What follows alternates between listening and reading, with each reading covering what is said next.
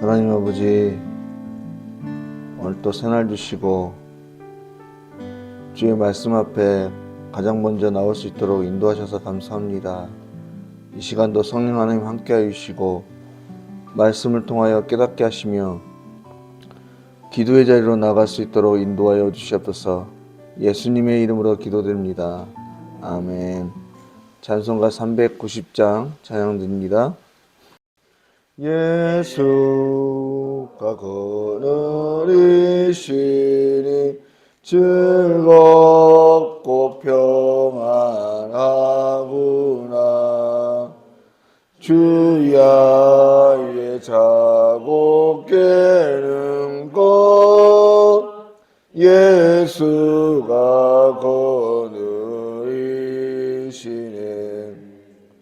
주날 항상 돌보시고 날 친히 거느리시네.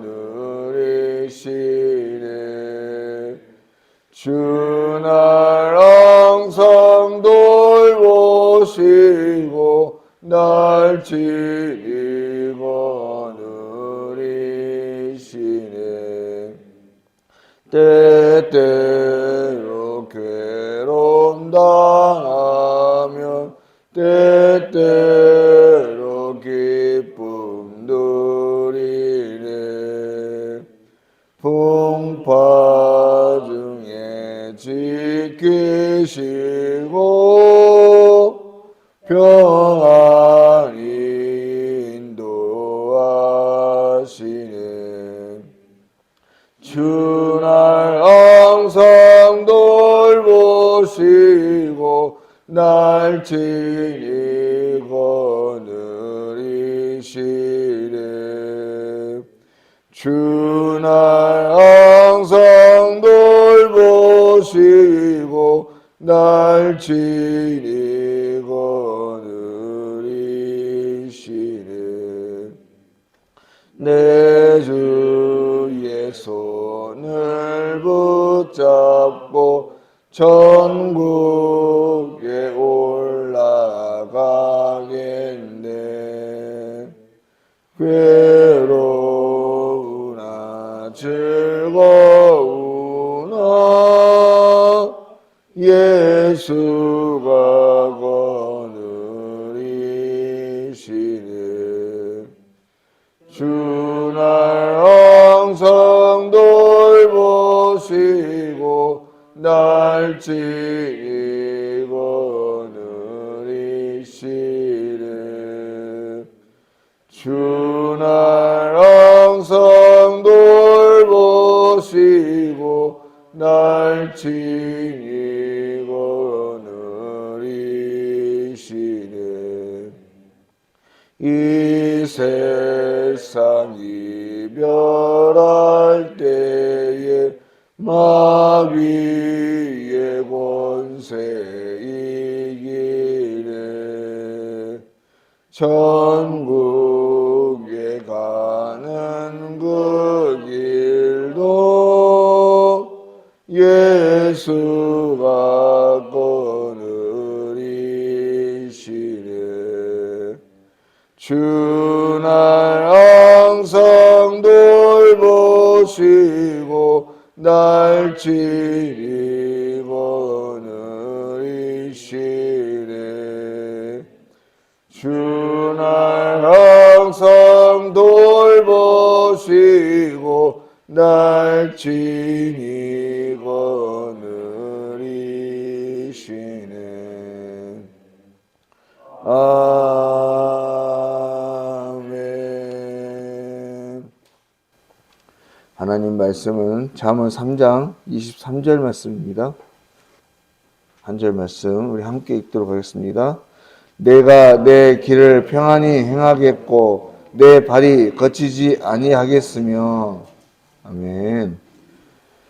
오늘 말씀은 앞선 말씀에 이어서 우리가 지혜와 근신을 지키면 그것이 우리의 영혼의 생명이 되고 목의 장식이 돼서 우리의 길을 평안히 그리고 우리의 발이 거치지 않게 될 것이다. 이렇게 말씀하고 있습니다. 오늘 말씀에 이 발이 거치지 않는다, 이 말의 뜻이 무엇이겠습니까? 원어의 뜻으로 보면 치다, 때리다, 강타하다 이런 뜻이 있는데요.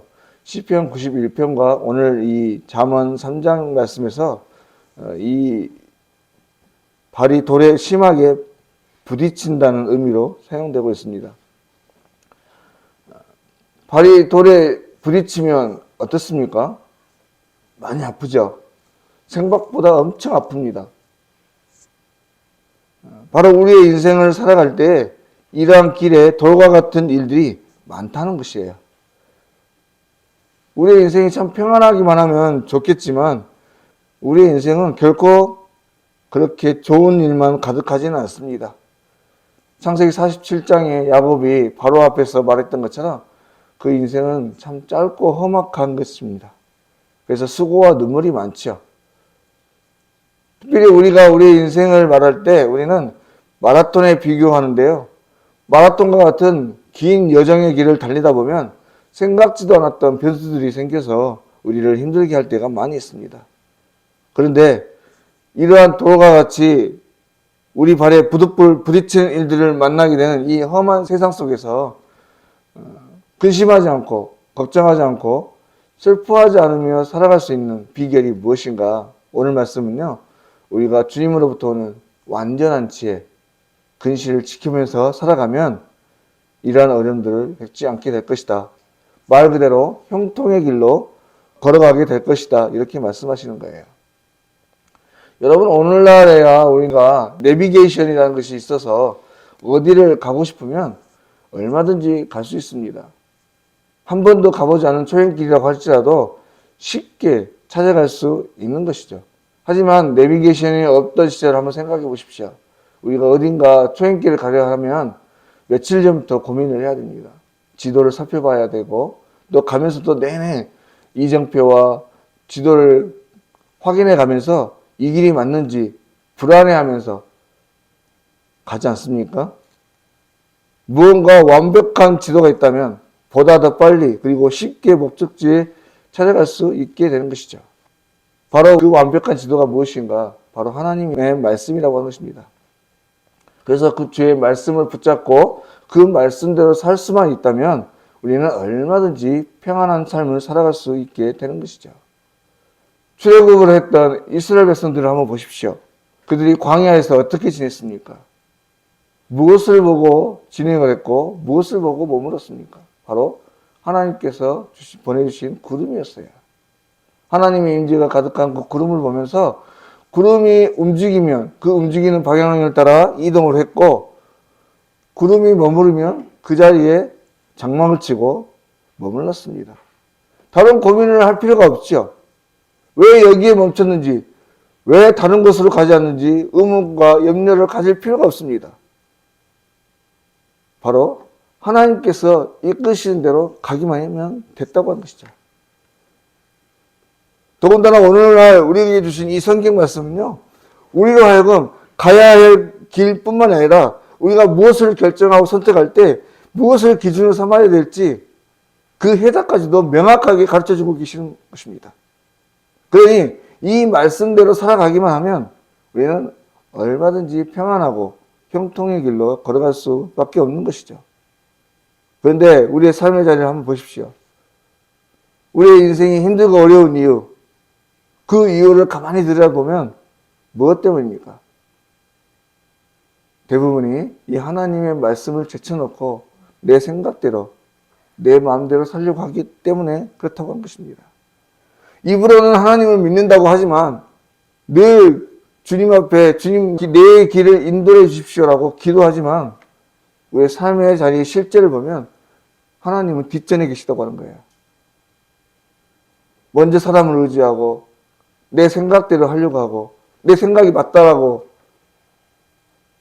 길이 어긋나면 하나님 왜 이렇습니까? 내 뜻대로 해 주십시오. 이렇게 기도하고 있다고 하는 것이죠.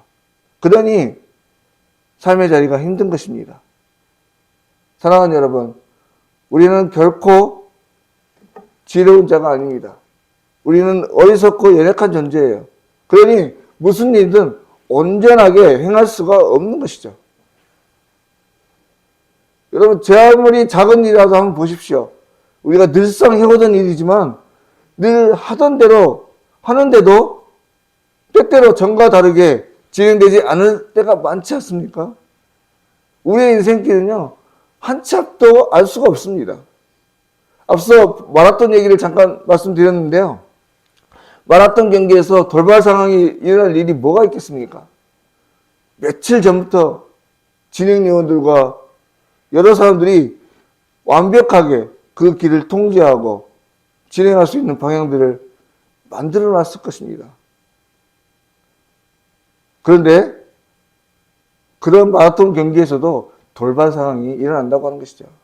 오래전 한번 어떤 올림픽에서 실제로 그런 일이 있었습니다. 전혀 일어나서는 안 될, 또 일어날 수도 없는 일들이 일어나서 한 마라톤 선수가 1등을 달리던 그 선수가 3등으로 밀려나는 어처구니 없는 일이 일어났던 것이죠. 바로 우리의 인생길도 이와 같다고 하는 거예요. 내가 아무리 완벽하게 준비하고 그동안 해왔던 경험대로 철저하게 그 상황들을 준비해 가더라도 어쩔 수 없이 오늘 말씀과 같이 발이 거치게 되는 일들을 만나게 된다고 하는 것입니다.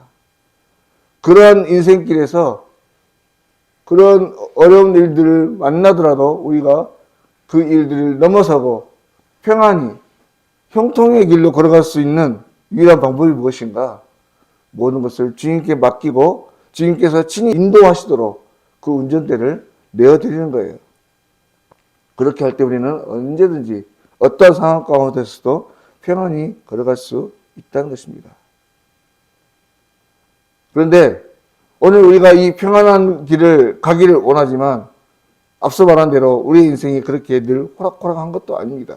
그런데 또한 그렇게 평안한 삶을 살아간다고 해서 모든 것이 다 좋은 것은 또 아니죠.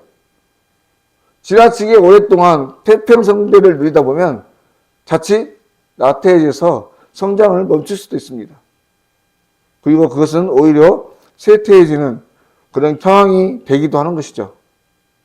여러분, 우리의 자동차를 한번 보십시오. 우리 자동차들도요, 탈 일이 없어서 오랫동안 세워두고 방치해두면 그 기계가 어긋납니다. 뻐근거리고 제대로 운행하지 않은 거예요. 그래서 아무리 탈 일이 없어도 가끔 한 번씩은 기계를 돌려줘야 된다고 말을 하지 않습니까?